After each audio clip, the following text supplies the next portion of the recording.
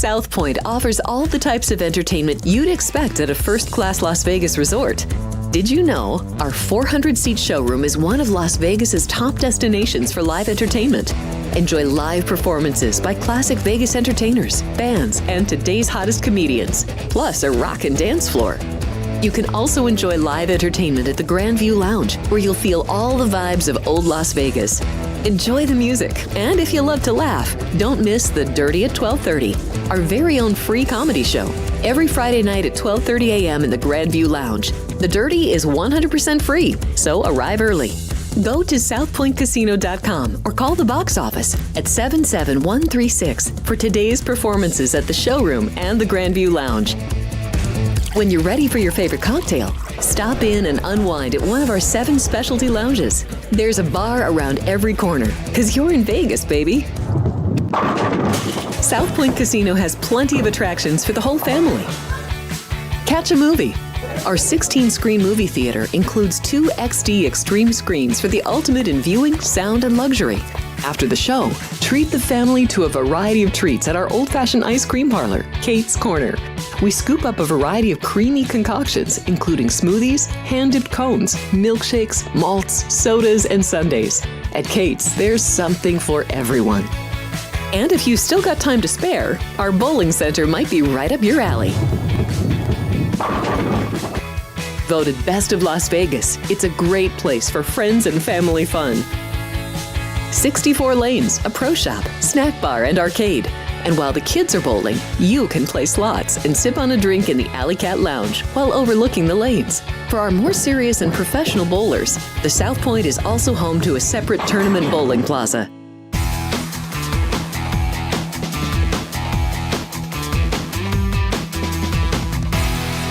Good morning. Welcome in. It is Sports by the Book. Sean, take the shot. I'm waiting. There we go. Good job. Good job. Welcome in. Happy to be with you as always on a Friday. Double show today. We got a second show coming at 2. It'll be myself and Chris Andrews, and former Robert Morris head coach Matt Verjanik will join us in that 2 o'clock hour. But on this show here at 10 a.m., we got a lot of basketball. Duane Colucci will join us in 10 minutes, but let's get into it right away. We start in Nashville, Sean, with the Southeastern Conference, a game about to get underway. Number 1, Auburn takes on Ole Miss at Bridgestone Arena. Ole Miss winning in dramatic fashion yesterday afternoon. Sean Padula, 3-pointer with less than 2 seconds to go, wins it for Ole Miss. And they are big dogs here today. 12.5-point underdogs right now. There's 13 in the market as well on this one. Total's been banged up to 157.5 from 154.5. This is a stay off. Now, Auburn's lost 2 in a row. Of course, they lost to A&M. They lost to Alabama. But it would be a stay off. There's a lot of points. Again, you don't know what full game effort you get in Auburn. Maybe, boy, you want to lay 7 first half Auburn? That's steep. Probably would stay off completely in that one. All right, continuing along in the SEC. Tennessee, first time we'll see them in this tournament. They'll take on Texas, who's won 2. It's probably enough to get them in. They beat Vanderbilt. They beat A&M in double overtime yesterday. Now they will play Tennessee. You're 9.5 in some shops, 10 behind us, 135.5. I would take the 10 with the horns. Now, again, I don't trust Texas. I still don't think they're particularly good. I still don't think they're particularly deserving to make the NCAA tournament. But we're now in March, and it's Rick Barnes. So I think this is a tight game. I also kind of like this game under as well. Expect this to be a grinder. It's really just a matter of, will Texas's defense get enough stops here against Tennessee, the number 1 defense in the land. Tennessee 23rd on offense as well, moving up the board, getting closer to being a legitimate title contender. Missouri and Florida, Gators are 9.5 here at the South Point. Still some 9 in the market as well. 162.5 now on this total.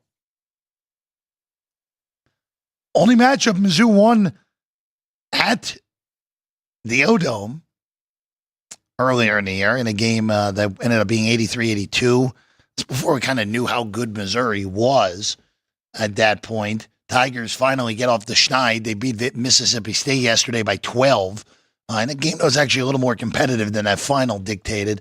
If we get to 10, it would be a take of Missouri. If not, no play here for me in this game. Florida obviously is playing as well as anyone.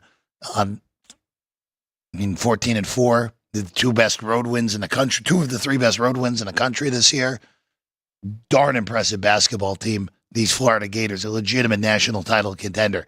And in the nightcap in the SEC, Alabama and Kentucky, 179.5. That total is not high enough. It's not high enough. Kentucky almost melted down in epic fashion yesterday, but Owe bailed them out again with that little runner layup thing with a half a second to go, saving Kentucky from an all-timer. They were up 11 with less than 100 seconds to go, and they almost blew the game completely. They were actually losing to Oklahoma last night, but good win for Kentucky. 7 is about right. Bama swept both games this year, winning both in Lexington and in Tuscaloosa. They won in 102-97 in Lexington, 96-83 in T-Town earlier in the year. All right, let's go to the Big Ten in progress right now. Michigan State closed 6 against Oregon, and a dominant end of the first half for the Spartans. Push it out to a 46-36 halftime lead for Michigan State. Halftime numbers right now on this game, Spartans are half-point favorite in the second half. So 10.5 for the game with 76.5. Your second half total. What I'm starting to conclude about this Big Ten is that this Big Ten is overrated yet again. Just kind of what happens with this league at this point. They're not as good as the Big 12 in basketball, and the SEC is obviously in the midst of this historic year. But again, I only think there's 2 teams that are really capable of a real run in March. Michigan State is one of them, and Maryland, who we'll talk about in a second, I think is the other one.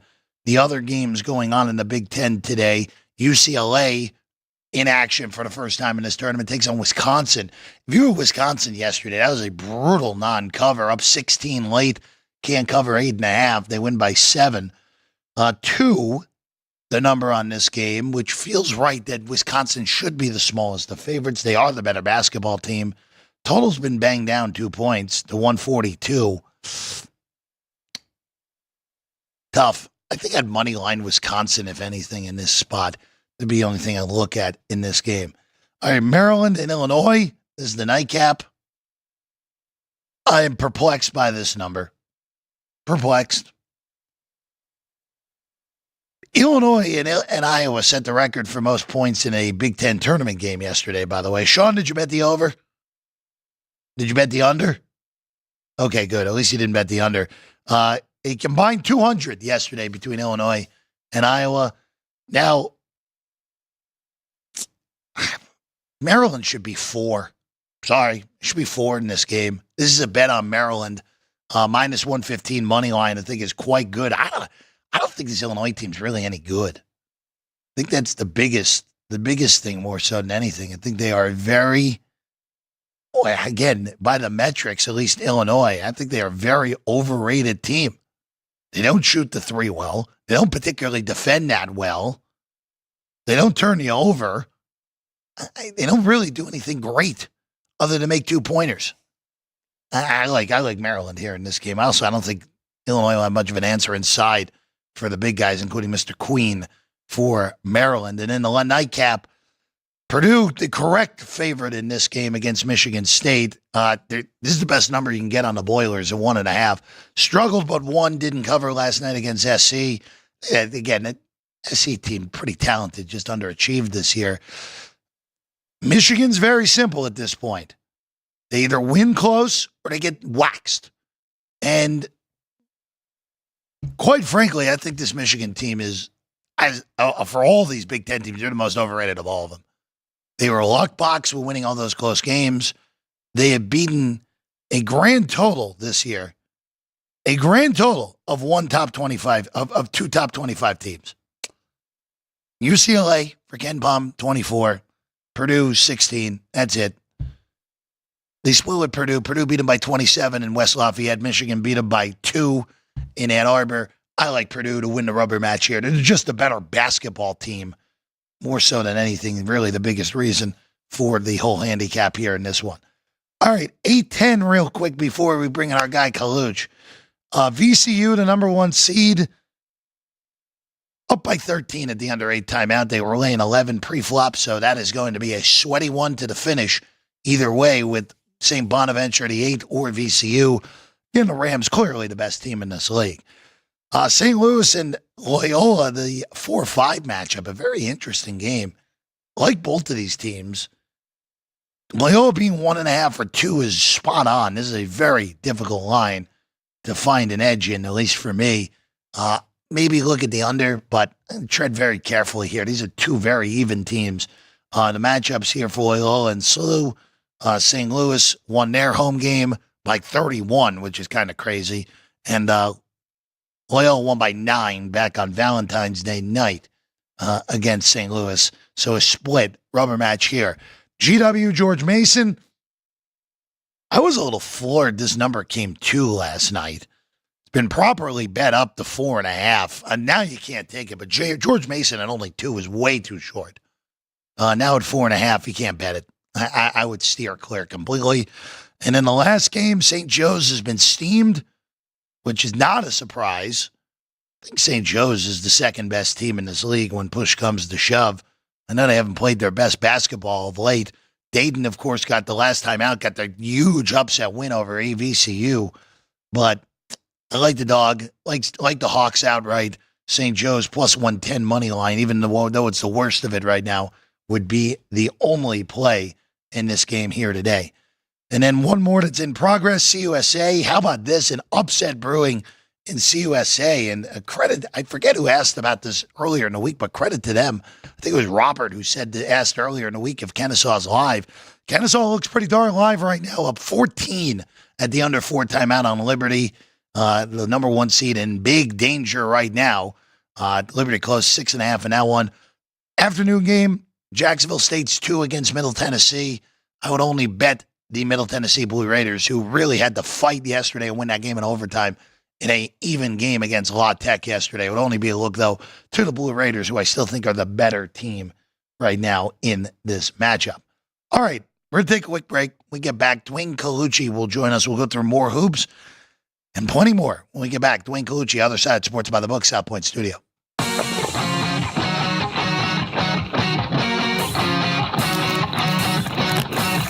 Once you've satisfied your hunger, get ready for more of the hottest casino games in Vegas. Our 24-hour, 30-table non-smoking poker room proudly hosts all the most popular poker games with a variety of betting limits. Visit the poker room for a schedule of daily tournaments.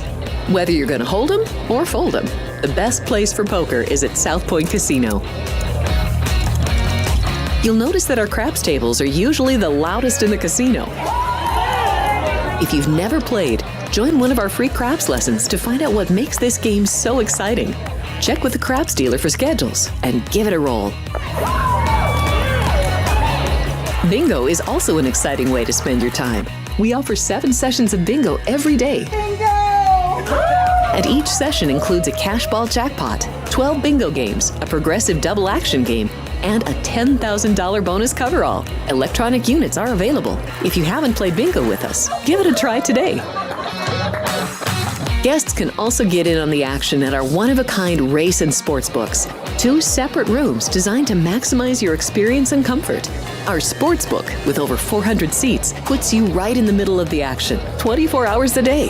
The friendly ticket writers are happy to help, and it's conveniently located next to the famous Del Mar Deli, where you'll find supersized portions of delicious deli items like roast beef, pastrami, and Reuben sandwiches, or soups, salads, and pizza.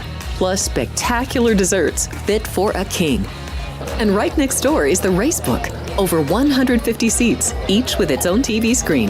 There are 16 interactive player terminals, so you can bet right from your seat.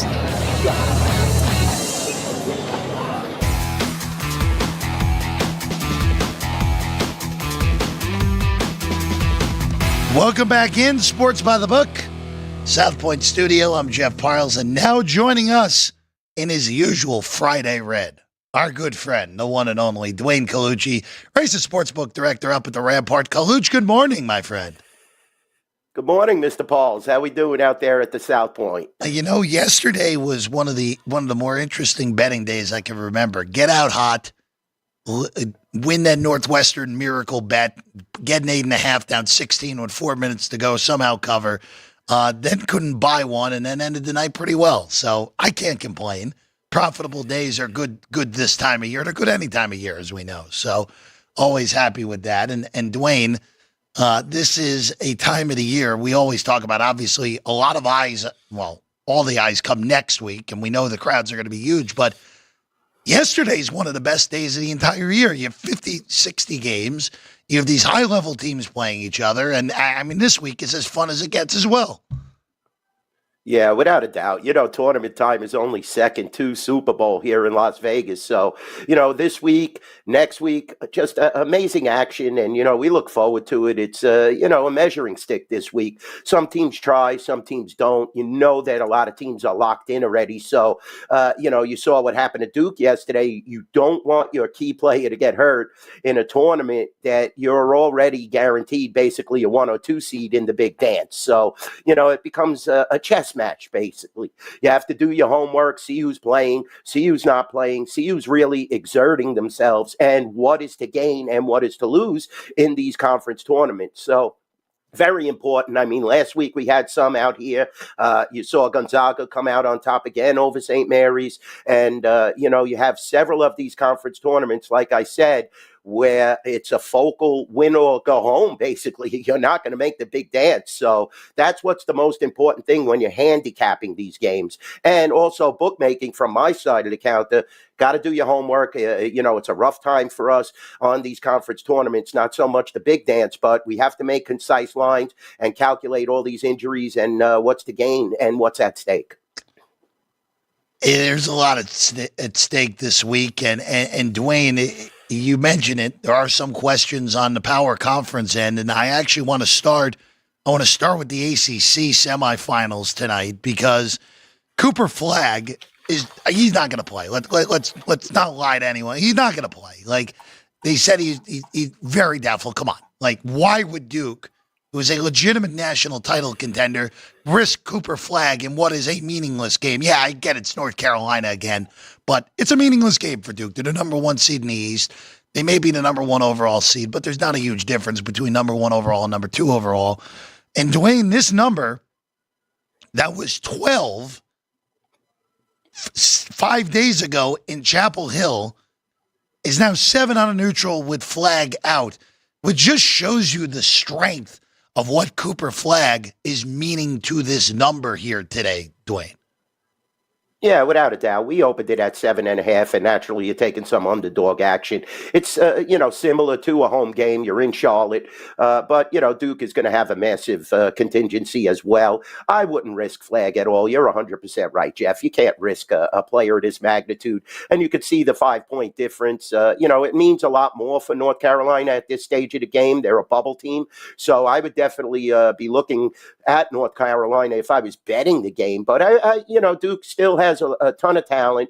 There's nothing to lose here. Like you said, not much difference in the one or, the second number 1 seed, basically. They're going to get a number 1 seed in the big dance. So I wouldn't risk any injury here, especially with a hungry North Carolina team that's in a must-win situation. Let's keep that in mind. A lot of experts have them, or so-called experts have them as a bubble team, like I said. So be careful on this one. Definitely, it's similar to a home court at North Carolina, and they have a lot to gain by this game.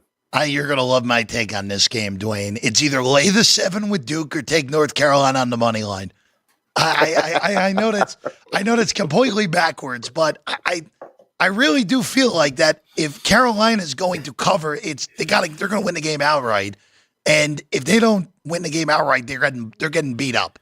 We kind of saw it over the weekend. Carolina played as well as they could, leading the game with 10 minutes to go, and didn't cover 12 at all.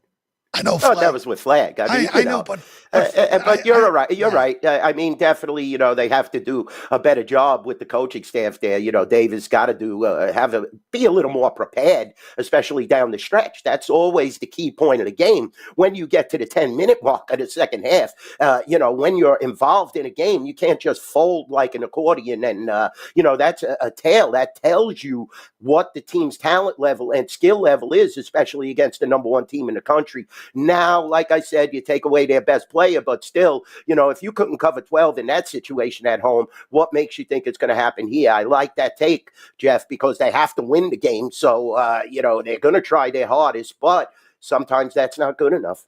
And Duke's pretty darn good even without Flag. Again, deep like I said earlier. They're pretty darn good regardless. Even though, again, you eliminate the best player off any team, they're going to be 5-6 points worse, 4 points worse at this point. All right. The other ACC game, Duane, we'll rattle through some of these bigger leagues here with you here. Louisville, Chucky Hepburn with a buzzer beater yesterday, wins it for Louisville by 2 in a game that, quite frankly, they were fortunate to win. Stanford gave them their best punch. Cardinals win by 2 over the Cardinal. And then SMU and Clemson played a totally unwatchable game that went way under the total, a 57-54 win for the Tigers. These are the other two good teams in this league. Tigers are 2-point favorites with a total of 140.5 here, Duane. Yeah, two closely matched teams. You got 27-5 versus 26-6. The Ken Palm here, it tells the tale as well. Very close. Louisville at a 25, Clemson at a 19. I mean, that was an unwatchable game yesterday. I don't have much of an opinion. The public obviously does. We opened the game at 1. Now it's bet up to 2. So we are seeing some flashes of Clemson money. Ticket count is 4-1 on this game. So the public is backing Clemson regardless of that game yesterday. So, this is a tough matchup in my opinion. I would look at the underdog maybe slightly, but I'm not going to be betting on this game personally. I'll just be watching from my bookmaker's perch, and we're definitely going to need Louisville anyway, it looks like, at this current betting trend. But like I said, ticket count 4-1 now, Clemson in favor. The only matchup with these teams this year came all the way back on January 7th, which might as well be January 7th, 2022 at this point. We saw Louisville win by 10. I take nothing from that matchup. Take absolutely nothing. It was a road game. It was not easy though. That was pandemic, wasn't it? You can't go back to 22. No, we were out of it by then. We were out of it by 2022. Yeah, we're on the 5-year anniversary of everything shutting down, and boy, geez, and let's not relive that ever again. That's for sure. You want to relive it? Read Chris Andrews' book. Correct, like I said yesterday, that's the best tale that you could tell. Yeah, no actual living. Reading is more than good enough on that. It was the worst. I tell you. But Duane, actually, Circa's got a 1 on Clemson. I would go to Circa and go bet that 1. Honestly, that would be the way I would play it. But I agree with the market popping this up to 2 here and other books right now. All right, Big East. Now we're in your neck of the woods, my friend. Madison Square Garden's going to be electric, as it always is for this tournament, and it's even more electric when St. John's is involved. Johnny's pummeled Butler yesterday. Marquette and Xavier play one of the better games of the day. Marquette comes from way back, wins that game. Xavier, thankfully, still covers for the people that had him. That would have really been a rough one if they didn't. Duane, it's now 3.5 actually here at the shop. There's some 4 in the market as well. Total 143. St. John swept the regular season series. Of course, the last game of the regular season was that ridiculous finish where St. John's stole the ball and then made the bunny at the buzzer to win by 2. I'm only concerned that St. John's has swept Marquette, but the Johnnies home court plus or better here in the Big East tournament here. Jeff, I wouldn't say stole the ball. Gave them the ball. I was all over Marquette in that game. I was disappointed. I'm a big St. John's guy. You could see my red. I'm from Queens. But, we're seeing sharp action on Marquette. General public action, 10-1 ticket count on St. John's, but yet the game has moved down 0.5 point. So Sharpies are definitely going to take Marquette. Very difficult to beat a team 3 times in a row, but you're looking at the graphic as it's showing you the Big East tournament, which is in Madison Square Garden. Keep that in mind. That's St. John's home court, basically. They moved so many games, Jeff, this year from Carnesecca Hall because of the sellouts and the tremendous momentum that St. John's has. And Rick Pitino, he's one of the legends, one of the greatest coaches in basketball history, whether you're talking NBA or you're talking college. This team is going to be ready come tournament time. But, you don't necessarily have to win. This is another game where you're dealing with a team that lost 2 games in the Big East the whole season. What do they really have to gain by pummeling Marquette again? You really don't want to show all your true talent and your plays. You want to keep them a little hidden for the tournament. Still think St. John's has enough talent, though, to beat this team. Marquette looked really rattled down the stretch in that game over the weekend. They really weren't performing very well. St. John's took it to them, and they weren't even playing their best game. So this is kind of a tough one. I think Johnny's wins again, but like I said, difficult to beat a team 3 times in a row in the regular season of a conference play. That was a great win by Marquette yesterday. It really was. Yeah, it was. I mean, 14-point hole against a Xavier team that, quite frankly, really needed the game. They have a very sweaty 48 hours plus before Selection Sunday now, the X-Men. But, boy, a great win for Marquette. I'm going to stay off of this for what you said, Duane, but St. John's is better.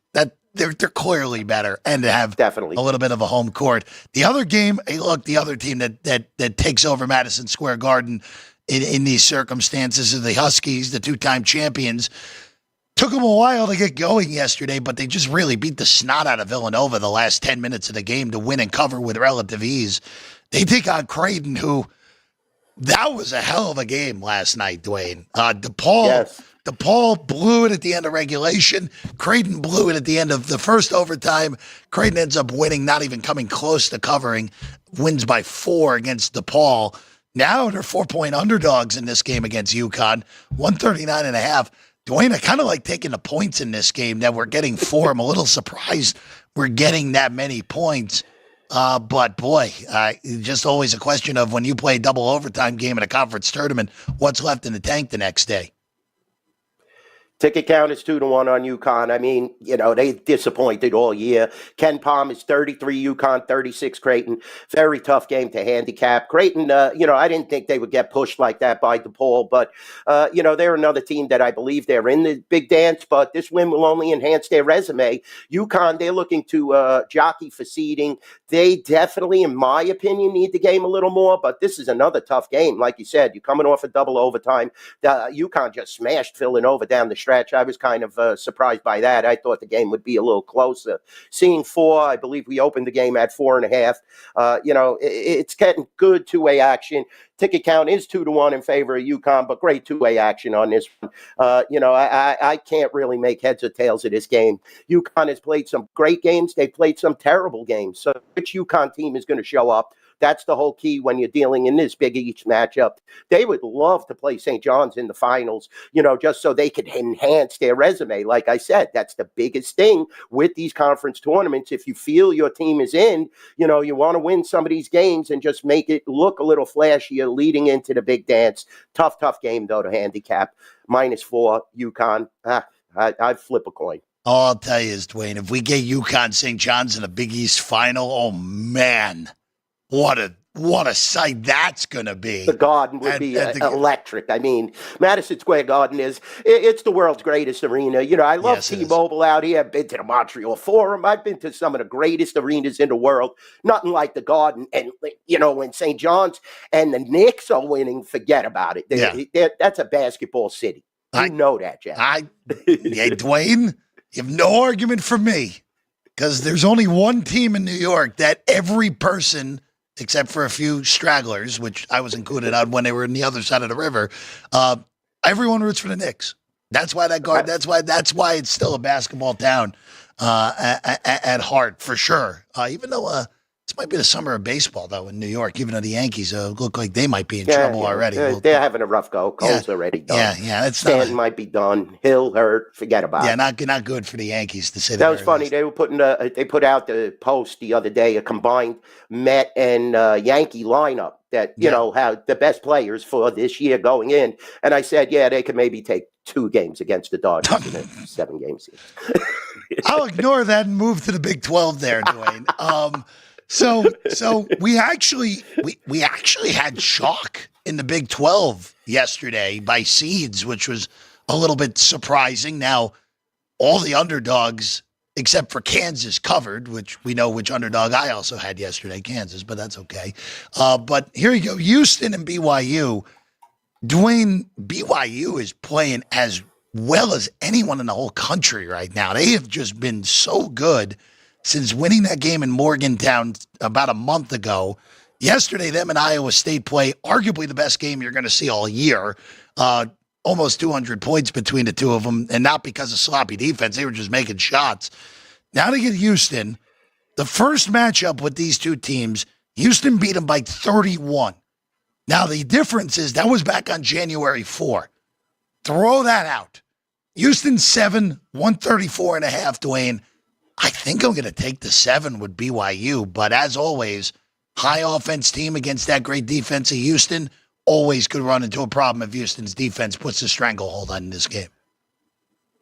Yeah, and how hard is it going to be to duplicate what you did yesterday? I mean, that was unbelievable shooting, a great game, BYU and Iowa State. The public has an initial reaction like you do, Jeff. We opened it at 7.5.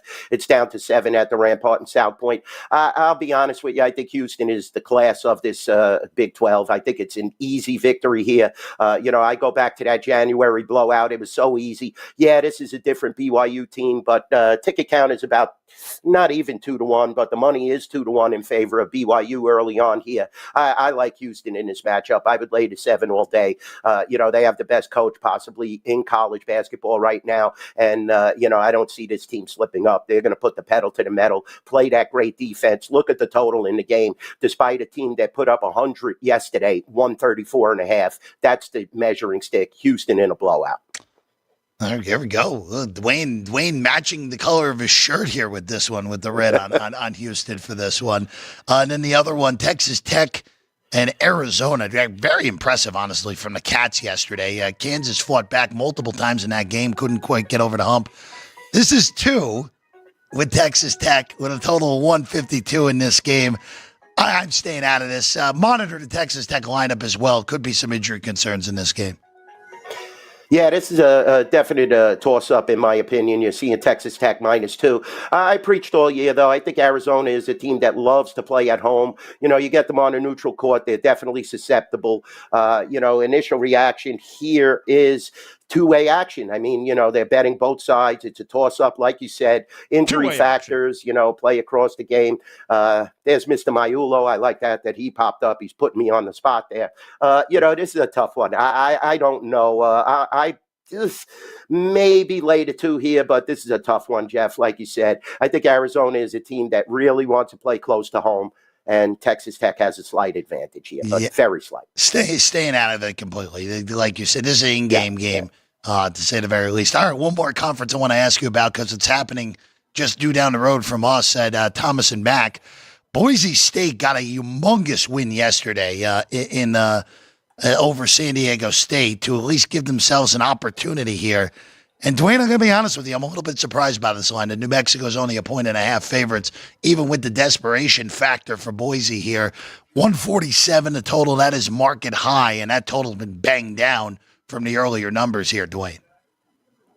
Yeah, without a doubt. And you're looking at a KenPom of 41 for New Mexico, but Boise is right down the list. I think they're like 45 or 46. So you got to be careful here. This is a tough game. That's why it's only 1.5. I could understand the steam on New Mexico as we opened it at 1, bet up to 1.5. New Mexico has played really well this year. They're another team that's very well coached. I like New Mexico in this spot. Probably would lay to 1.5, but this is another tough game.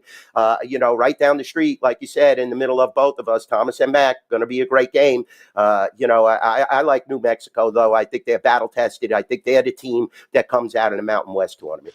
And then the last game, well, I'll ask you about Utah State, Colorado State. This is a pick. I like the Rams. I like the Rams to win this tournament pre-tournament. So sticking with them here in what should be a pretty darn good game over at Thomas and Mack in the nightcap. Yeah, why not? I mean, we could, you knew Utah State was going to beat the Rebels, so anybody who lives it out here, they know the Rebels were not ready for this tournament. They're not one of the better Rebel teams that were put on the court this year. They had a midseason lull, and Utah State was just too much for them. Colorado State, like you said, they're very good, battle tested. Game is at Pick'em. We opened the game at 1. Initial reaction with the Sharps to jump all over Utah State and take that one. I think this is a coin flip, but I like Colorado State just slightly here. I agree with you, Jeff. This is going to be a great game, and definitely the Mountain West tournament final is going to be a great game. You have the 4 best teams in that conference that are lining up, and I definitely think any of these teams could win, but I do give New Mexico that slight advantage. Duane, before we let you go, as always, the chat is asking for horse picks. Do you got anything for this weekend? The Virginia Derby. Hold on. It's a great 3-day meet at Colonial. Tough race, though. I mean, Bob Baffert, of course, he's going to have the favorite in the race. I don't know. I would probably go, here's a horse, Girl Math in the Virginia Oaks, Luan Machado and Rudolph Brissett. I like this horse. It's 5-1. I don't want to give you guys always chalk. I like Girl Math in the Virginia Oaks. Luan Machado, definitely. He was 5th in the Cincinnati Trophy in the last race, but I think this horse could definitely gain some momentum. Brissett is a great trainer. He trains down south, so keep your eye on this race. The Virginia Derby is a tough one. I think Bob Baffert is going to win that race, though, unfortunately, and he's going to be a very low price. I mean, Baffert, this time of the year, he is just so great with his contingency. The 2-year-olds mature, and they mature at the right time. He's going to have the gun loaded for the Kentucky Derby. Even Barnes down the stretch. Keep your eye on him. Journalism, I was all over journalism, but Barnes can only improve, and he still may be Bob Baffert's best horse. So keep your eye on that. He'll probably run the big one at Santa Anita to prep. So, it's wide open right now. I'm also looking for the Dutrow horse to win the Wood Memorial. So I really don't have a Derby pick yet, but let's go with Girl Math in the Virginia Oaks. Like I said, Machado and Brissett, excellent combination, 5-1 odds. You could get some value in this race. All right, Girl Math. There we go. These horse names just get better and better as we go along. The best. There we go. That's the play here for Duane. When is that race, Duane? This weekend, Saturday. Saturday. All right, perfect. Saturday at Colonial Downs. Yes. There we go. And they sold the track out. I can't believe it. Wow. Very hard to sell out a racetrack, but yeah, they're shortened meet, with the Laurel and Pimlico affiliation. Colonial Downs is a fabulous facility known for its turf racing. This race is on the dirt, though. It's going to be a great race. The Virginia Derby, you get Derby points. It's a qualifier for the Kentucky Derby. They have an excellent card, so keep your eye. That's a big, big race. But like I said, I think Baffert's holding all the cards again. Seems to be that way when he's actually got horses in the races. But we know Baffert's history. We don't need to go through that any further. He's Duane Colucci. You get him up at the Rampart, Race and Sportsbook Director up there. Go check his book out over the next few days or whenever you're in town. It's always a fun time up there in Summerlin. Duane, pleasure as always. We'll see you again next week. Always, Jeff, the best show in Las Vegas, Sports by the Book. I love it. Thanks for having me on. You got it, my friend. All right, let's take a quick break. We have more college hoops to wrap things up with here on a Friday, Sports by the Book. We have 11 amazing restaurants featuring a wide variety for every price range and appetite. South Point's Garden Buffet has something for everyone at unbeatable prices. Or, if hunger strikes in the middle of the night, join us at Coronado Cafe. The American menu offers breakfast, lunch, or dinner 24 hours a day, plus a Chinese kitchen for authentic Chinese dishes from 11 a.m. to 11 p.m. From steak and eggs to wonton soup, it's fast and friendly service 24/7. When you need a quick pick-me-up, you can find it at our state-of-the-art Starbucks just inside the main South Point entrance. Order ahead with the Starbucks app for easy mobile order pickups. Or enjoy your favorites in the relaxing dining area anytime, day or night. If you love Mexican food, Baja Miguel's has all of your south of the border favorites. There are dozens of classics to choose from, like fajitas, ceviche, chimichangas, tacos, and more. And for spirit lovers, Baja's colorful non-smoking tequila bar is right outside.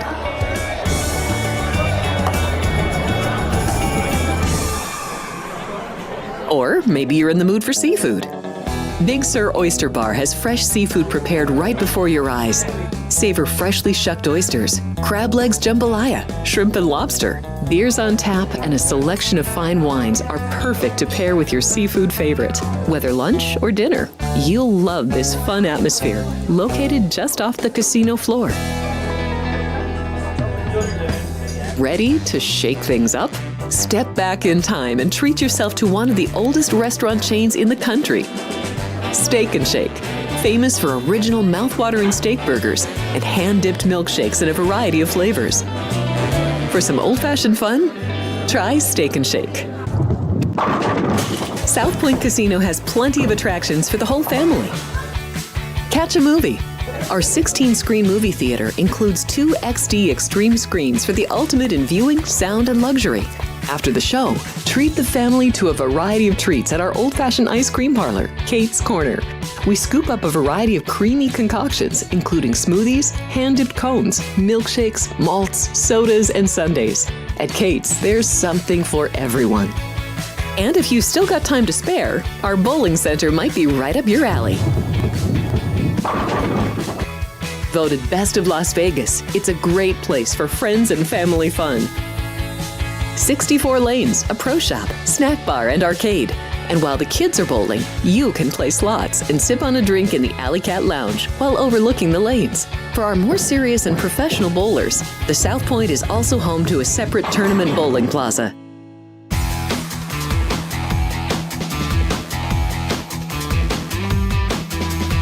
Welcome in. Sports by the book. A few more minutes for us. We're going to get through these games that we have not talked about with either Duane or myself. We go to the American Athletic first. We got one game underway already. Memphis is messing around with Wichita. They were down 10, but credit to Tigers. They've tied that game at 28 at the 8-minute mark in the first half. So we'll keep you acclaimed if anything interesting happens there. All right, going back to Fort Worth, 5-4 matchup. FAU favored over Tulane here, the 5 seed, favored by 3 with a total of 147 on this one. 3.5 here at the South Point. A lot of 3 in the market. Sorry there, guys. 147 on this. FAU played a huge under game yesterday. Find the threes. Find the threes on FAU. That would be the only way to look at this one.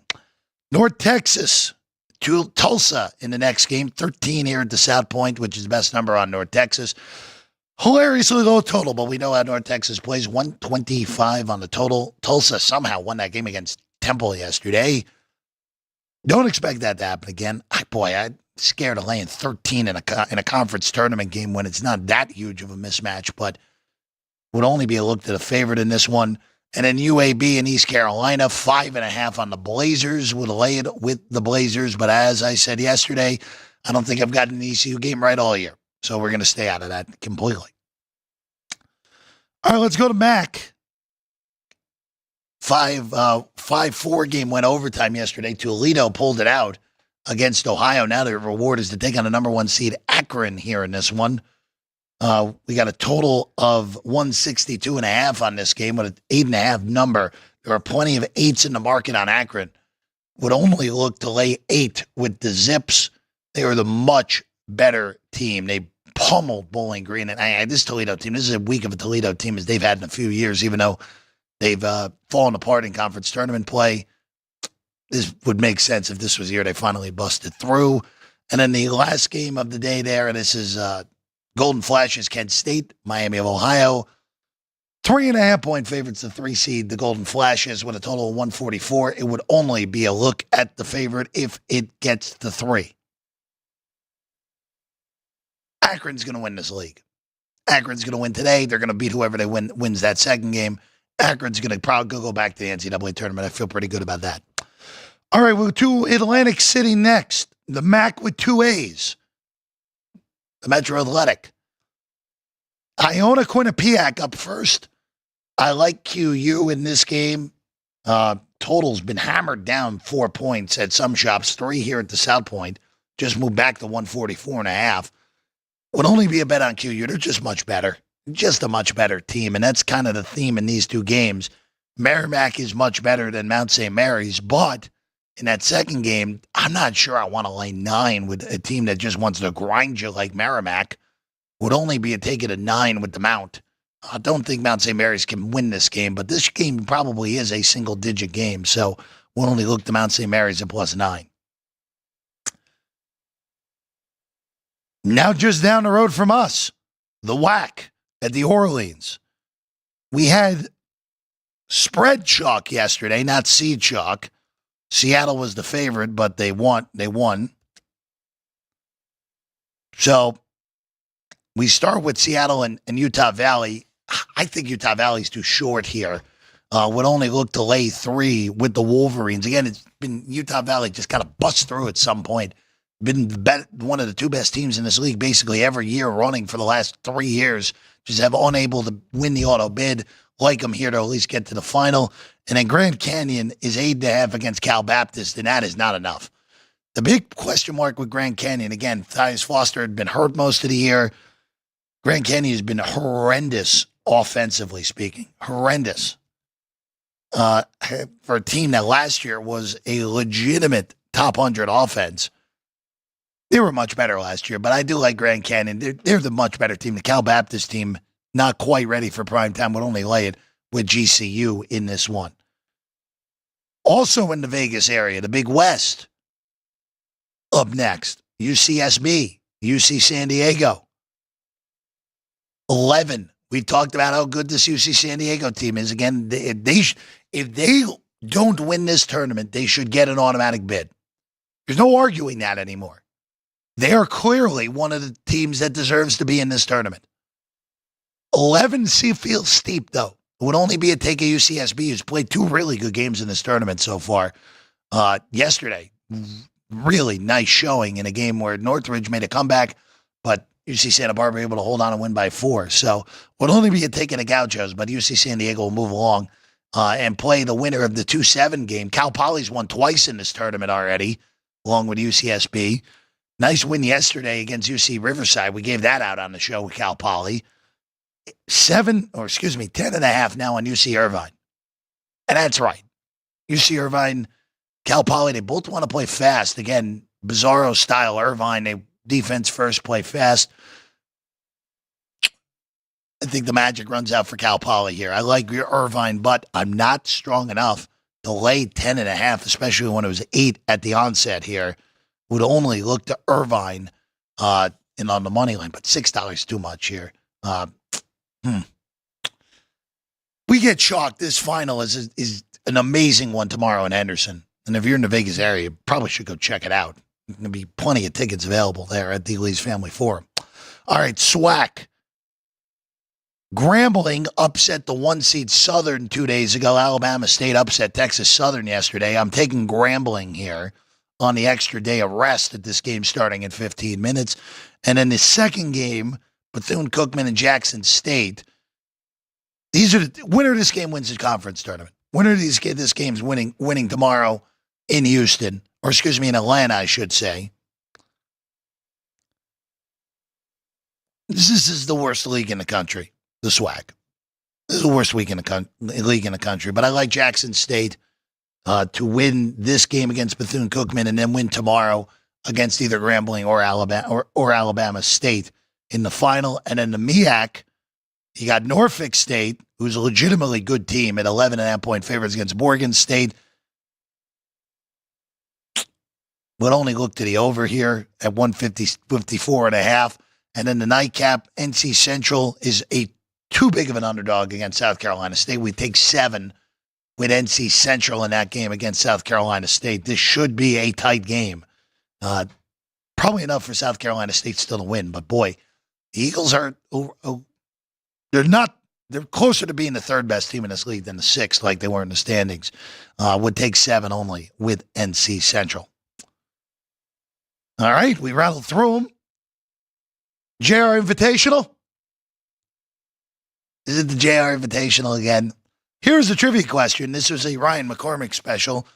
Was Charles Barkley the first Auburn Tiger to record a triple-double, true or false? The answer to that is false. And I'm going to tell you, I had no chance of getting who it actually was. was Kenny Gabriel, who I don't even remember actually at Auburn in 2012. Did it against Bethune-Cookman. Hey, Bethune-Cookman, we just talked about them. Gabriel recorded 24, 13, and 10 blocks. How about that?